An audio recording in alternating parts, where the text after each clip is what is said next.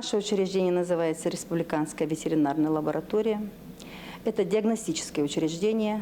Сказать вот по поводу того, что продукция с рынков нашей республики, она у нас регулярно проверяется. Во всяком случае, вот в 2020 году мы еще не начали эти исследования, но по итогам 2019 года мы проводим контрольно-плановые мероприятия, исследования именно с продукцией с рынков нашей республики.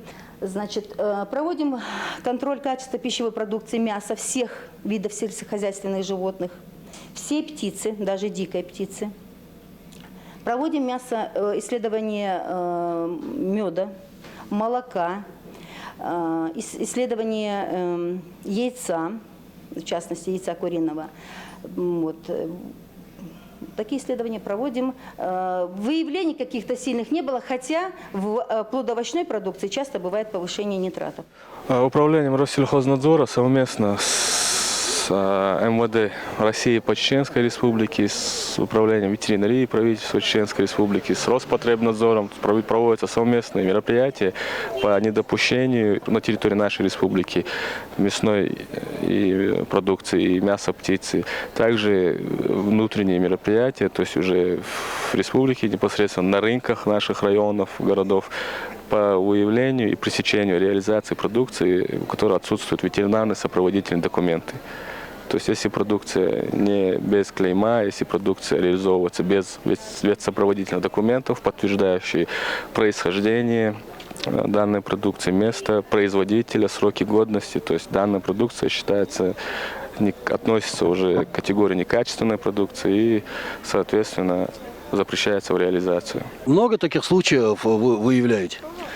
В первое время были случаи, множество таких случаев было. Вот сейчас уже спустя несколько дней мероприятий население, также те, кто занимается реализацией, перевозками продукции, понимают, что это запрещено и стараются, даже не стараются, вот везде, даже вот на территории этого рынка сегодня у всех есть сопроводительные документы на продукцию и клеймо ветеринарного врача о том, что продукция безопасна. То есть население, те, кто реализовывает, они принимают данную ситуацию как должное и понимают, что должны заниматься и реализовывать продукцию безопасного происхождения. И на сегодняшний день обстановку у нас в Чеченской Республике с этим вопросом как вы оцениваете? Обстановка, опять-таки, я повторюсь, динамика положительная. Если сравнить с первыми днями мероприятий, то сейчас просто большая разница. То есть даже приятно ходить, смотреть. Везде есть документы необходимые, везде есть печати необходимые. То есть совсем большая разница. Это было эта работа вообще была очень положительно проведена, можно сказать, что вовремя и была просто необходима. Риза, можно сказать, что незаконному ввозу животноводческой продукции на территории Чеченской Республики поставлен железный заслон? Железный заслон поставлен однозначно. То есть даже если мы сейчас, можно в любое время выехать на любой пост приграничный, можно заметить тот факт, что на всех постах просто совместно и МВД, и Россельхознадзор, и другие надзорные органы, то есть и днем, и ночью стоят на постах и не допускают ввоз продукции, которая не соответствует установленному качеству. Наша цель этих лабораторий – это обеспечить безопасность людей от инфекционных, инвазионных заболеваний и от фальсификации продуктов.